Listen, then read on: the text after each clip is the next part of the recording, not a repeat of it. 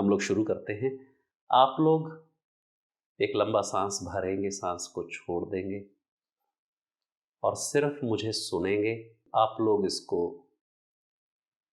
ध्यान की अवस्था में ग्रहण करेंगे और फिर जो अपनी अनुभूतियां होंगी, जो आपके एक्सपीरियंसेस होंगे, वो आप चाहें तो यहाँ चैट में लिख सकते हैं और नहीं भी चाहें तो कोई ऐसा ज़रूरी नहीं है, पर कोशिश करिएगा कि उसे एक्सप्रेस करिए। यह अपने आप में साधना का एक ढंग है। चलिए शुरू करते हैं। अच्युतं केशवं कृष्ण दामोदरम राम नारायणं जानकी वल्लभम्। अच्युतं केशवं कृष्ण दामोदरं जानकी वल्लभं राम नारायणं जानकी वल्लभम्।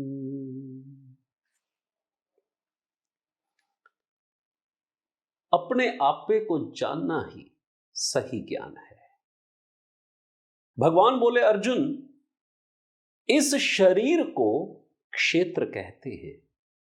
जो इसे जान रहा है उसे तत्वज्ञानी क्षेत्रज्ञ कहते हैं। सब क्षेत्रों का क्षेत्रज्ञ तू मुझे ही समझ, और जो क्षेत्रज्ञ का ज्ञान है मैं मानता हूं वही ज्ञान है। भगवान एक उदाहरण के माध्यम से अपनी बात कह रहे हैं। भगवान कहते हैं कि यह जो शरीर है, ये जो शरीर है,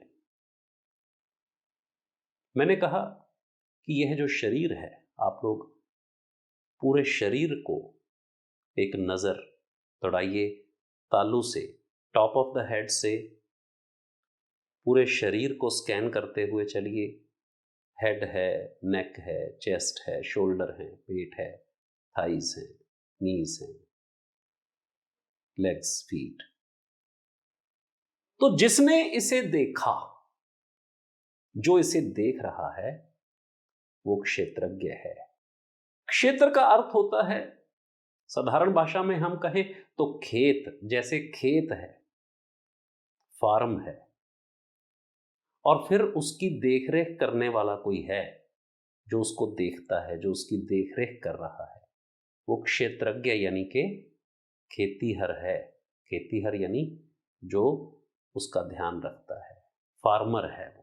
भगवान कहते हैं कि सब क्षेत्रों का क्षेत्रज्ञ तू मुझे जान। जितने भी यह शरीर हैं, इन सब को देखने वाला तू मुझे जान। मूल प्रकृति, द बेसिक नेचर, बुद्धि, इंटेलेक्ट, अहंकार। अहंकार को मैं कहूंगा कि अहंकार कोई नेगेटिव शब्द नहीं है। अहंकार है अपने अस्तित्व का बोध। अहंकार का अर्थ होता है अहमकार। अहमकार का अर्थ होता है मैं हूं जो एग्जिस्ट कर रहा हूं। I am the existence. यह जो शरीर है, इसकी एक मूल प्रकृति है, इसकी एक बेसिक कंपोजिशन है। प्रकृति का मतलब जहां भी शब्द आए उसका मतलब 3 गुण, ऐसा लेकर चलना। मूल प्रकृति, the true nature, the basic nature है।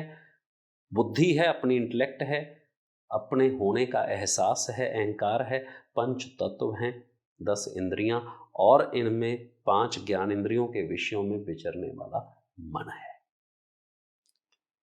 इच्छा, द्वेष, डिजायर, अवर्शंस, कंफर्ट, नॉन कंफर्ट, इनके अटैक्स के साथ कॉन्शियसनेस को जो धारण किया हुआ यह जो सारी व्यवस्था है, शरीर है, इसका ये संक्षिप्त वर्णन है। भगवान कहते हैं कि इसका अध्ययन कर, इसको देख। मान्य होने, दिखावे और हिंसा जैसी सोच को हटाकर अपनी मान्यता पाना चाहता है हर कोई।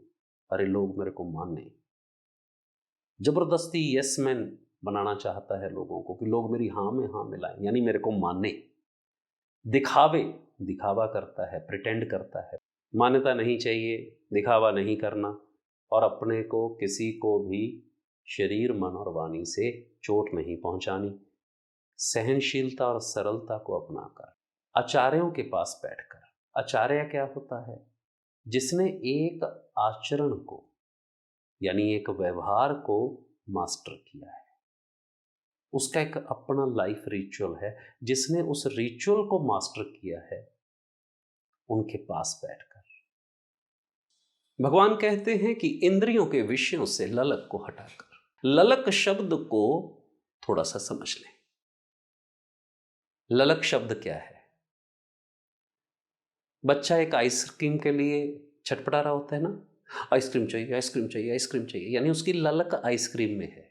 ऐसा 5 इंद्रियों के विषयों में इस मनोस्थिति को हटाकर, अरे बड़ी खराब खुशबू आ रही है, इरिटेशन हो रही है, हटा दो, कोई बात नहीं, नाक का काम है, वो कर रहा है अपना, जैसी खुशबू आ रही है, परे हट जाओ थोड़ी देर के लिए।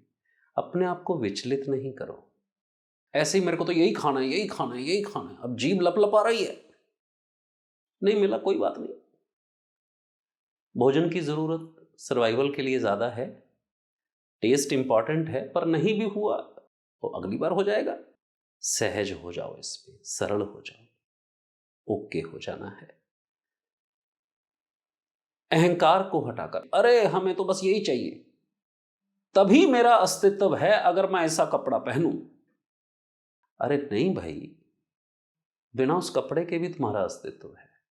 अगर कोई तुम्हारी चापलूसी नहीं करेगा तब भी तुम्हारा अस्तित्व है। चापलूसी में ही अपने आप को साकार देखना, उससे ध्यान को हटाकर जन्म, बुढ़ापे और मृत्यु के दुख कारक दोषों को सूक्ष्मता से देखते हुए, दोष 3 दोष हैं, वात, पित्त और कफ, आयुर्वेद के आधार पर। तो कैसे उनके आधार पर जन्म होता है, कैसे बुढ़ापा आ जाता है?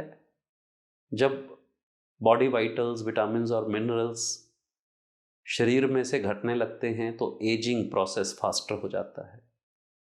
और फिर मृत्यु, कैसे त्रिदोष इतना ज्यादा इम्बैलेंस्ड स्टेट में चले जाते हैं कि शरीर की मृत्यु हो जाती है।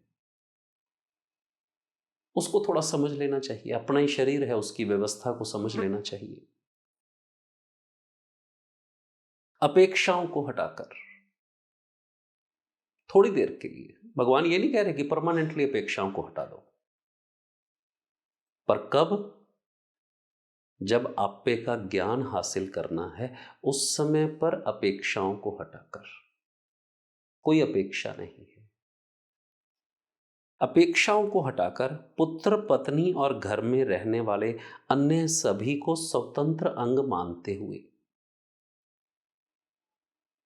पुत्र से यह अपेक्षा है, इसी में तकलीफ पा रहे हैं, पत्नी से यह अपेक्षा है, इसी से तकलीफ पा रहे हैं, घर में अन्य रहने वालों से यह अपेक्षा है, अरे भाई जो घर में रह रहा है उसको ऐसा करना चाहिए, नहीं तो मेरा मन बड़ा दुखी है। देखो, 5122 बरस पहले भगवान यह बात कह रहे हैं कि यहां पर मन दुखेगा, थोड़ी देर के लिए वहां से हटाकर। अरे पुत्र है तो उसकी एक अपनी स्वतंत्र अभिव्यक्ति है, वो एक स्वतंत्र ह्यूमन बीइंग है। पत्नी है तो वो एक अपने आप में एक इंसान है, उसका एक अपना स्वतंत्र अभिव्यक्ति है। गुलाम नहीं हो गई भाई अगर पत्नी हो गई तो, या घर में अन्य रहने वाले लोग हैं, वो भी तुम्हारे जैसे ह्यूमन बीइंग हैं। अपनी एक्सपेक्टेशन या ओवर एक्सपेक्टेशंस को विराम देकर कि चलो जैसे इसका मन है। इसी श्लोक को बहुत सारे लोगों ने अपने स्वार्थ के लिए यह ट्रांसलेट भी कर दिया कि पुत्र को छोड़कर, पत्नी को छोड़कर। क्यों भाई? अर्जुन ने द्रौपदी को छोड़ दिया था क्या युद्ध के बाद? हाँ, किसने छोड़ा? तो मन भावन मिलने या ना मिलने पर चित्त में लगातार समभाव को बनाकर रखते हुए, चलो ठीक है, नहीं हुआ कोई बात, कोई बात नहीं। अपने चित्त का संतुलन नहीं खोना, समभाव को बनाए रखते हुए। तुम्हें चित्त को डामाडोल नहीं करना, कि मन भावन हुआ कि नहीं हुआ, तटस्थ से हो जाओ। तत्व ज्ञान से पहचानने के लिए नियमित अपने आपे का अध्ययन कर। इस प्रकार से बैठ, अपने आप को देख, अपने आप के ऊपर विचार कर कि मेरे मन में कैसे भाव आ रहे हैं, कौन से भाव आ रहे हैं, वो भाव सात्विक है, राजसिक है कि तामसिक है, मेरी मूल प्रकृति क्या है, मुझ में क्या रिएक्शन हो रहे हैं, मेरी चित्तवृत्तियां कैसी हैं, मेरे मन में कैसे भाव आते हैं, मैं कैसा सा हूं, अरे मैं तो ऐसा सा हूं, मैं ऐसा नहीं हूं। अपने आप के साथ बैठ जाओ, भगवान कह रहे हैं थोड़ी देर नियमित ऐसे अपने आपे का अध्ययन करके। ऐसे अभ्यास से होने वाला ही ज्ञान है, बाकी सब तो अज्ञान ही कहा गया है। विधि सरल है, वास्तव में यह ध्यान है, यह ध्यान की विधि है कि अनटैग करो अपने आप को हर तरफ से और अपने आप के साथ बैठो और अपने ही भीतर देखो कि मेरे अंदर ये जो जवार भाटे जैसे भाव उमड़ते रहते हैं, इनकी नेचर क्या है, ज्ञान के परिप्रेक्ष्य में है कि कर्म के परिप्रेक्ष्य में है, या यह डिवोशन के भावनात्मक परिप्रेक्ष्य में है। अपनी नेचर को पहचानो। मेरे कंसल्टिंग के दौरान बहुत सारे लोग मेरे पास आते, मुझे कोई समझता नहीं है, मैं कहता जी एक कागज पे मुझे लिख के समझा दो कि आप क्या, मैं सबको समझा दूंगा, मेरे पास ऐसा उपचार है। कोई नहीं लिख के दे पाया कि क्या समझाना है। अरे जब तुम्हें ही अपने बारे में कुछ समझ नहीं है और तुम दूसरे को काहे पीट रहे हो कि उसको समझ आ जाए। तुम्हें खुद को तो क्लैरिटी नहीं अपने बारे में और तुम दूसरे से पता नहीं क्या अड़ंग बड़ंग सुनना चाहते हो। क्यों? छोड़ो ना। सहनशीलता और सरलता को अपना के, थोड़ी सी टॉलरेंस के साथ और इजी होके, जिसने आचरण किया है उसके पास बैठकर, क्योंकि उससे भी तुम्हारे भाव जो हैं वो अनुशासित होने शुरू हो जाते हैं। स्वच्छ होकर, मन को स्थिर करके, इंद्रिय विषयों से ललक और अहंकार को हटाकर, दोषों को देखते हुए, अपेक्षाओं को हटाकर, पुत्र पत्नी और घर में रहने वालों को स्वतंत्र अंग मानते हुए, जैसे तुम अपने साथ बैठते हो, अपने आप को रोज देखते हो। 15-20 मिनट का रूटीन बना लो अपने आप के साथ बैठने का। उस समय पर किसी के बारे में नहीं सोचना, सिर्फ अपनी मनोवृत्तियों को देखना है। तब जो तुम्हें ज्ञान होगा वही असली ज्ञान है।